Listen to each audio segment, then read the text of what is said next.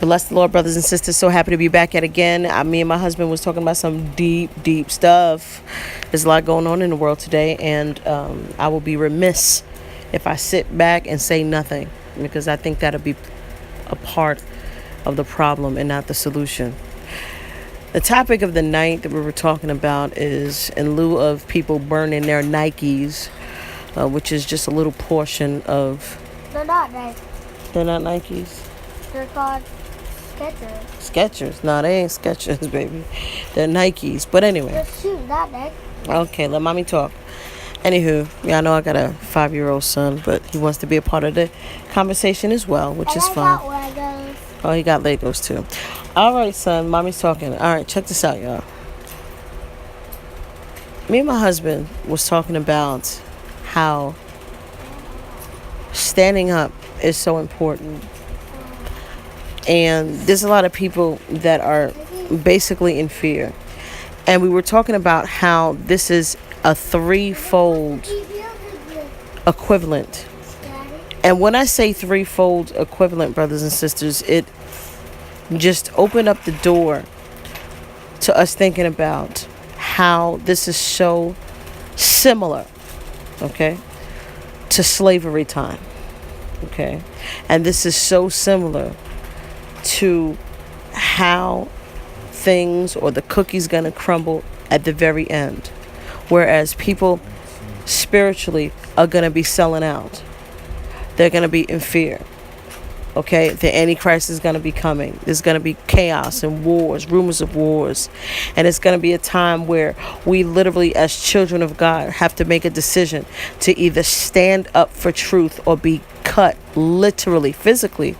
Okay, when the guillotine comes down, you have to make a decision whether you are standing up for Jesus Christ or you're just going to take the mark and you're just going to be a part of the problem, not the solution. And it was way deep. And the other thing I was talking about to my husband, and he'll definitely chime in, I'm just doing the intro if you would, is that when you think about slavery back in the days, right?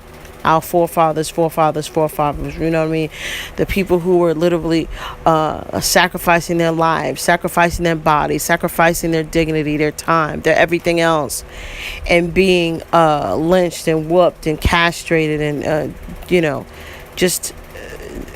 just so many atrocities that were happening in the past to our people, to say the least, in terms of the black struggle. And even today, there are so many people, right, that will stand up, okay, for things that everybody, status quo, is standing up for.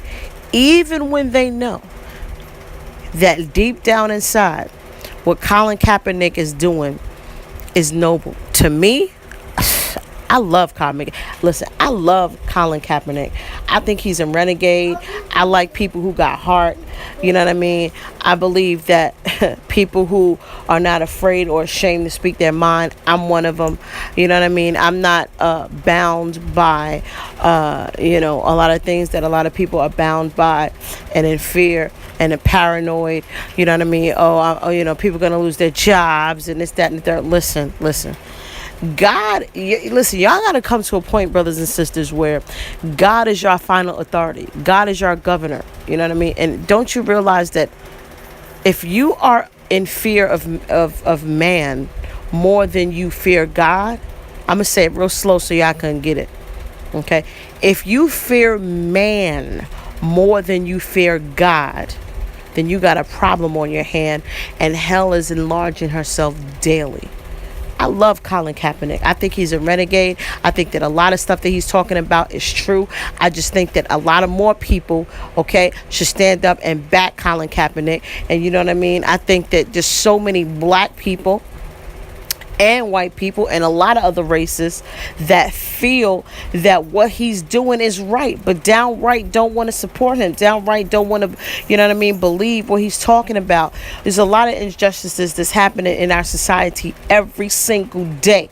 But the bottom line is, who is going to stand up and who is going to support truth? Who is going to stand up and say, the devil is a liar? I'm standing up for what God is talking about and what God is representing. And what God is representing is holiness and righteousness and justice.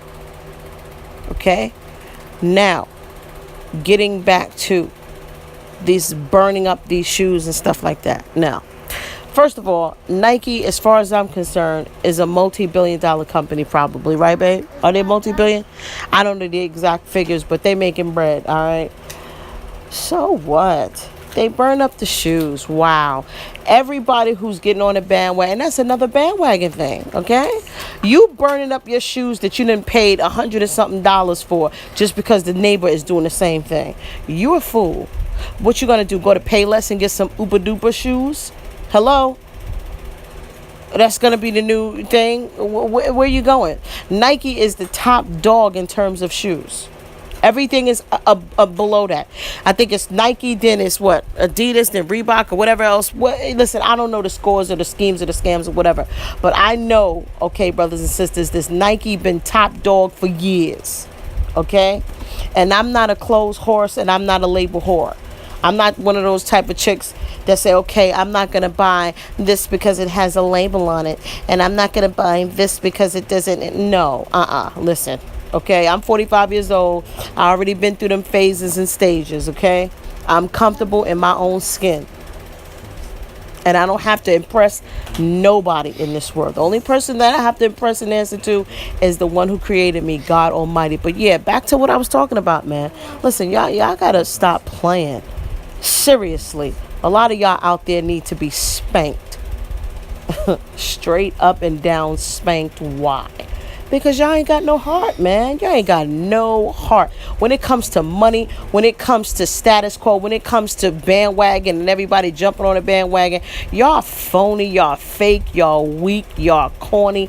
I'm talking about the majority of society. Why? Why is Colin Kaepernick getting crucified? Why? Because he was built for that. God built him for that. All right. But there's a lot of people out there, brothers with money, people in the industry, people who are multimillionaires that know, okay, they are not going to be standing up. Why? Because it's their money on the line and it's their livelihood on the line. Okay. And it's their reputation. It's their endorsements on the line. They're not trying to jeopardize that. But the bottom line is, what are you standing for? At the end of the day, all the man got is his word, and what does he stand for? All right. And you know, there's not a lot of people standing up for truth. And like I said, we were talking about it, me and my husband. I said, man, we got to get this on tape. And like I said, I don't want to, it's going to be 15 minutes before this thing be over. But yeah, man, listen, Colin Kaepernick got my vote. I don't care who know about it. I don't care if it's the president. I don't care if it's nobody. Why? Because people who stand up for righteousness, I'm for that. Y'all know I'm for that. No question, no doubt.